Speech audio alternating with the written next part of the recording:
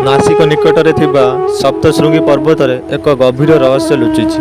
कुआजाए देवी सतींकर हाथ जो स्थान रे पड़िथिला सेठी मातृशक्ति अवतरित होइथिले।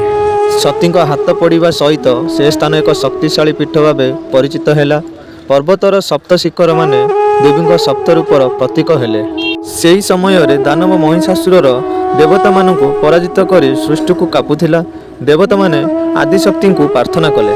सप्तशृंगी पर्वतरु देवी दुर्गा अग्निमय रूपे प्रकट हेले। सेही स्थान रे देवी शक्ति सर्वाधिक प्रबल थिला। भयंकर युद्ध पर सप्तशृंगी पर्वतरे देवी दुर्गा महिषासुर को वध करथिले। सेही कारणरू एही स्थान जय और शक्तिर प्रतीक हैला। आज मध्य भक्त माने कहती सप्तशृंगी मातांक मूर्ति सतींक शक्ति और दुर्गांक वीरता एका साथी विराजमान हुए। जय जगन्नाथ। आज अनुचिंताटी हेउची जोंठी सतींक हाथ पड़िथिला सेहिटी असुर अंत होइथिले। यह ही सप्तशृंगीर महारहस्य थिला। यदि ये वीडियोटी भल लगी थाए लाइक शेयर एवं सब्सक्राइब करिवे एवं मांग पाई किछि लिखिबे कमेंट रे। रहूची नमस्कार। देखा आउ एक नूतन वीडियो रे। जय जगन्नाथ।